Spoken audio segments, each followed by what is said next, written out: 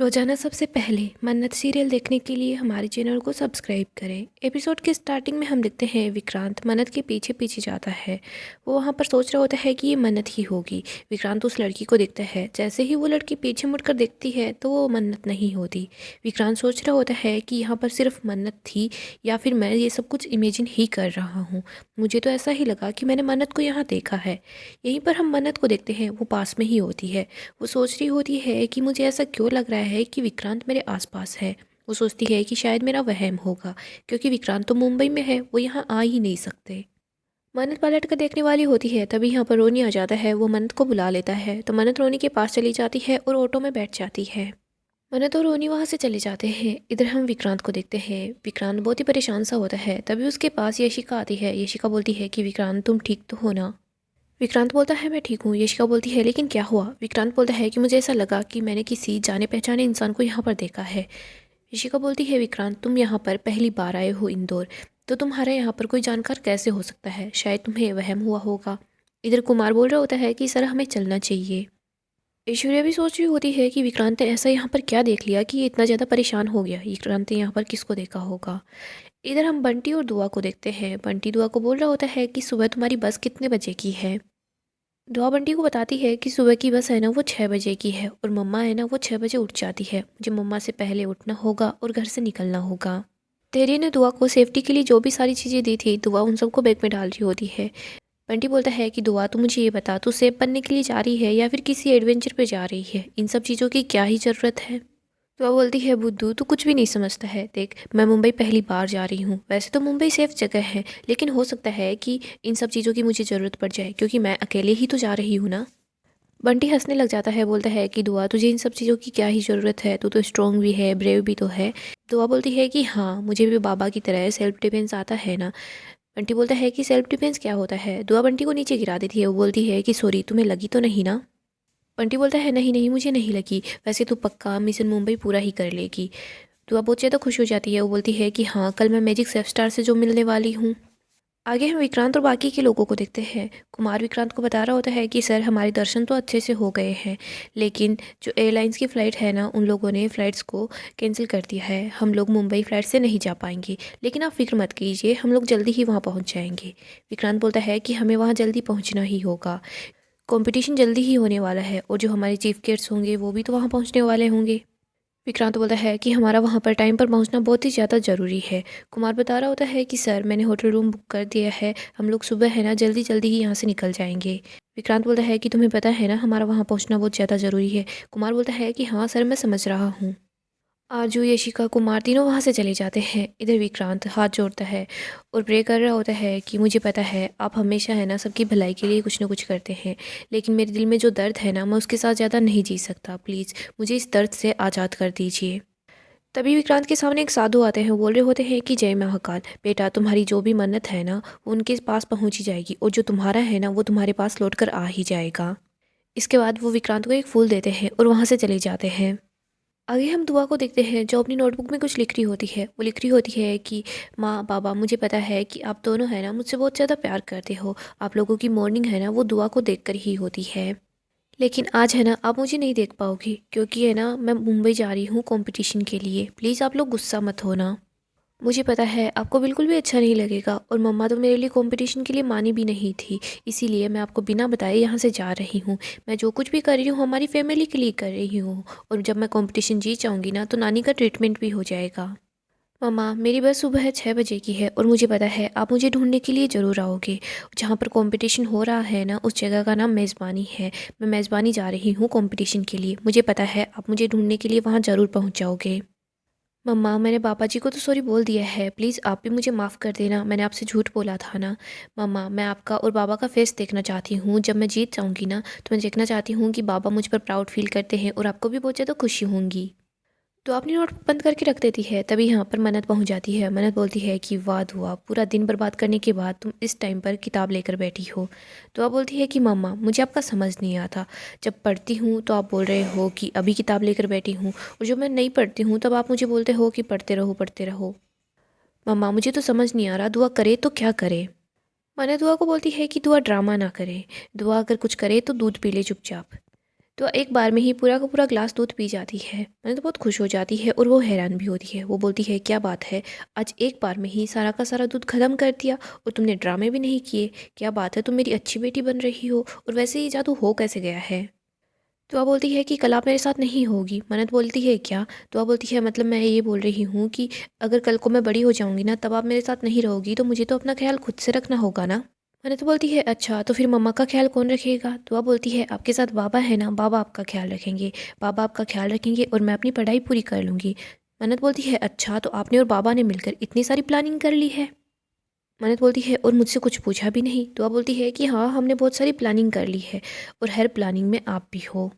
तो वह बोलती है कि मम्मा आप और बाबा पहली बार कब मिले थे, मुंबई में मिले थे क्या। मन्नत बताती है कि आपके बाबा और मैं जब मिले थे, जब उन्होंने पहली बार मेरी जान बचाई थी।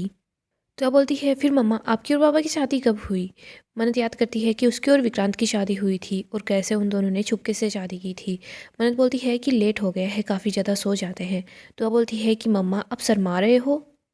मन्नत बोलती है कि ऐसा कुछ नहीं है, तुम बस चुपचाप सो जाओ। मन्नत दुआ को सुला देती है, वो उसको गुड नाइट बोल देती है। आगे हम दुआ को देखते हैं जो सुबह सुबह अपने लिए ब्रेकफास्ट बना रही होती है। दुआ अपना सारा टिफ़िन पैक कर लेती है। इसके बाद वो बाबा जी के सामने जाती है। बाबा जी को बोल रही होती है कि बाबा जी देखो, अब आपकी रिस्पॉन्सिबिलिटी है कि आप मुझे है ना मुंबई बिल्कुल सेफली पहुंचा दो। बाबा जी मैंने मम्मा से झूठ बोला है, लेकिन मुझे ये सब कुछ करना ही होगा। मुझे नानी माँ को भी तो ठीक करवाना है ना। दुआ ने जो लेटर लिखा होता है, दुआ उसी को देख रही होती है। इसके बाद दुआ मन्नत के रूम के अंदर जाती है और उस लेटर को वहाँ पर रख देती है। दुआ अपनी मम्मा को देख रही होती है, उसके पास जाती है और बोल रही होती है कि सॉरी मम्मा। तभी मन्नत अचानक से उठ जाती है। वो बोल रही होती है दुआ। दुआ अचानक से छुप जाती है। दुआ सोच रही होती है कि कंबल में अगर मम्मा ने देख लिया कि मैं नहीं हूँ, वहाँ पर तो पिलो रखा हुआ है और जो लेटर मैंने अभी अभी वहाँ रखा है, मम्मा ने अभी उसे पढ़ लिया ना, तो सब कुछ गड़बड़ हो जाएगी। मन्नत देखती है तो मन्नत को लगता है कि दुआ सो रही है। मन्नत बोल रही होती है कि थैंक यू बाबा जी। मन्नत सो जाती है। वो बोल रही होती है कि दुआ मुझे पता है आप मुंबई जाना चाहते हो, मुझे पता है तुम अपसेट भी हो, लेकिन बेटा कई बार हमें ऐसी चीज़ें करनी पड़ती है जो हमें नहीं करनी चाहिए होती है। मन्नत बोलती है कि हमें सच छुपाना पड़ता है और दुआ जब आप बड़े हो जाओगे ना, तो आपको पता चल जाएगा। इधर दुआ सोच रही होती है कि मम्मा मुझे पता है, बाबा ने मुझे बताया था कि आप मुंबई क्यों नहीं जाना चाहते, आपको श्रुति माँ की याद आती है।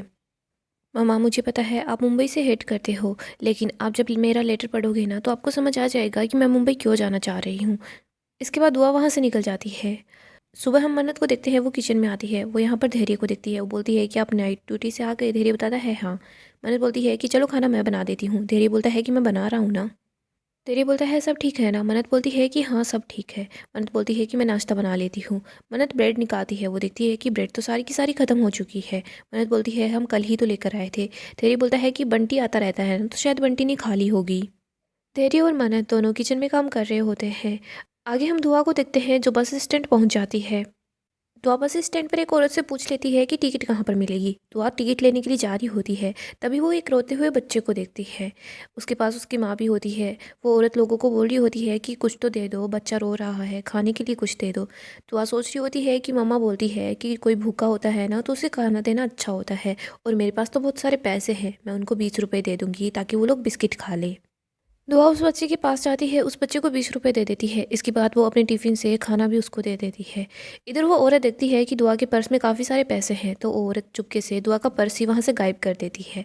वो बच्चा बोल रहा होता है दीदी आप मुझे और पैसे दो ना, मेरे पास चप्पल भी नहीं है। औरत बोल रही होती है कि देखो इस बच्ची को परेशान मत करो। वो दुआ को बोलती है कि बेटा तुम यहाँ से जाओ। वो औरत दुआ का पर्स लेकर अपने बेटे को लेकर वहाँ से चली जाती है। आगे हम धैर्य और मन्नत को देखते हैं जो दोनों किचन में काम कर रहे होते हैं। अना धैर्य को बोल रही होती है कि दुआ कल क्या कर रही थी। धैर्य बताता है कि दुआ है ना, कल मुझे दुबई के बारे में सवाल पूछ रही थी, इतने सवाल पूछ रही थी कि मेरे पास तो कोई जवाब ही नहीं थे। उसके बाद उसने एक ऐप इंस्टॉल किया और उसी पे से सारे जवाब ढूंढ लिए। अनंत बोलती है आपको पता है क्या, दुआ मुझसे कल पूछ रही थी कि आप और मैं पहली बार कहाँ मिले थे, हमारी शादी कैसे हुई। मुझसे इतने सवाल कर रही थी कि मुझे समझ नहीं आ रहा कि मैं उसको जवाब क्या दूँ। मन्ना धैर्य को बोल रही होती है कि मैं तो नहीं चाहती कि कभी भी दुआ को विक्रांत के बारे में कुछ भी पता चले। मैं नहीं चाहती कि दुआ को पता चले कि आप उसके बाबा नहीं, विक्रांत उसके पापा हैं। रोनी बोलता है धैर्य मन्नत। धैर्य बोल रहा होता है कि क्या हुआ रोनी अंकल, नीतू आंटी ठीक है ना। रोनी बताता है कि हाँ नीतू बिल्कुल ठीक है और धैर्य तुम ही हो दुआ के बाबा। रोनी बोलता है कि और ये सच कोई नहीं बदल सकता, और वैसे जो गलती हम लोगों ने विक्रांत के साथ की ना, वो गलती हम दुआ के साथ नहीं करेंगे। दुआ जब बड़ी हो जाएगी तो दुआ को बाद में मैं बताऊंगा कि उसका बायोलॉजिकल फादर कौन है। हम लोग पहले ही एक झूठ की वजह से इतने ज़्यादा बर्बाद हो चुके हैं। अगर मैंने और नीतू ने विक्रांत को वक्त रहते ही सच बता दिया होता ना, तो आज हालात कुछ और ही होते। मन्नत रोनी के पास आती है। रोनी को बोलती है कि बाबा आप फिक्र मत करो, हम दुआ को सब सच बता देंगे। आगे हम दुआ को देखते हैं जो टिकट घर के पास होती है।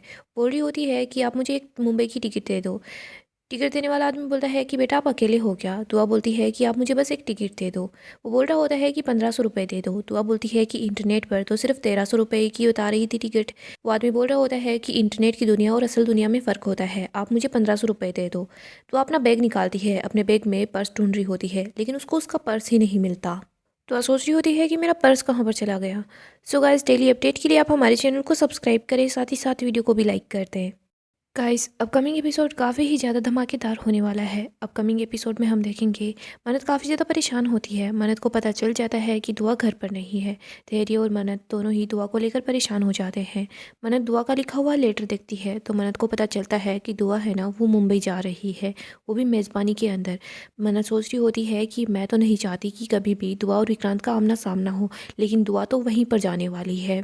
यहीं पर हम बस स्टैंड पर दुआ को देखते हैं। दुआ को उसका पर्स नहीं मिलता। वो बहुत ज़्यादा परेशान होती है। वो सोच रही होती है कि मैं मुंबई कैसे जाऊंगी। वो सोचती है यहाँ तक आ ही चुकी हूँ तो मैं मुंबई जाऊंगी ही, मैं पीछे नहीं हटने वाली। दुआ वहाँ पर आदमियों को बात करते हुए सुनती है कि मुंबई जाने वाली बस कौन सी है।